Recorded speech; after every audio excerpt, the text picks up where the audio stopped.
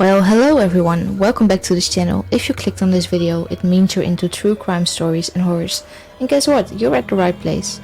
If you appreciate this video, please consider leaving a like and a subscribe. It would help me out a lot. So yeah, let's get into it. Today we will discuss the dark and evil story of H.H. Holmes and his murder hotel. The story of H.H. Holmes and his murder hotel is a chilling and dark chapter in the records of true crime history.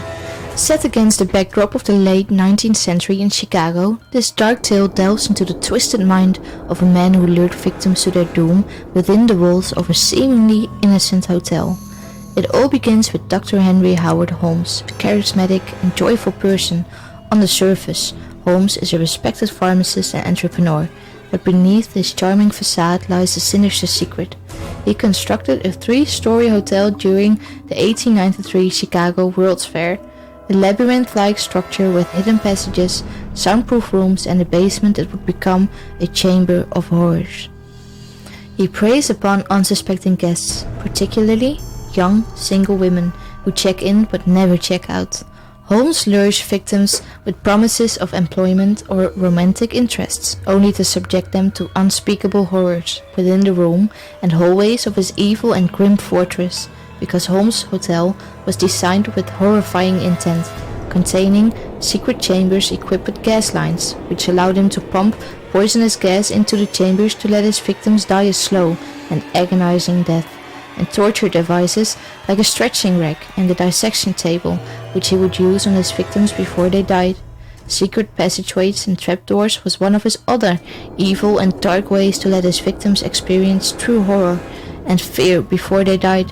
Seeing how Holmes was a medical professional, it is believed Holmes also performed sadistic medical experiments on his victims, further contributing to their torment. As Holmes continued his criminal activities, suspicions began to arise. People started noticing odd behaviors and disappearances associated with his Chicago hotel, and rumors began circulating. In August 1895, a fire broke out in Holmes' building, likely an attempt to cover up evidence of his crimes. While Holmes initially claimed that the fire was accidental, investigators became increasingly suspicious. It was at this time that his insurance fraud schemes began to unravel, as authorities began to scrutinize the circumstances surrounding the fire. Detective Frank Geyer played a crucial role in piecing together the puzzle of Holmes' crimes. He was able to uncover evidence of Holmes' fraudulent activities, which helped build a case against Holmes. In November 1894, Holmes was arrested in Boston on charges of horse theft. It allowed investigators to dig deeper into his background. As his criminal activities began to unravel, evidence of his involvement in the murders started to emerge. Holmes' facade began to crumble. He eventually confessed to some of his crimes, including the murders of 27 individuals. His trial began in October 1895. Holmes was found guilty and sentenced to death. He was executed by hanging on May 7, 1896 in Philadelphia. His execution marked the end of one of the most infamous and chilling chapters in American history. Yeah, so guys, that was it. A short summary about H.H. Holmes and his murder hotel. And to be honest, it was rough researching this. To imagine the horror that these young girls had to go through and their families when they realized what happened to them. And the fact that these girls were probably my age must have been so awful.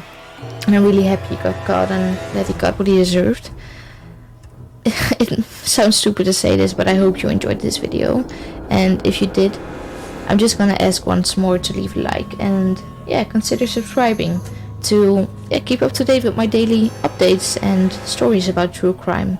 So thank you so much and have a good one.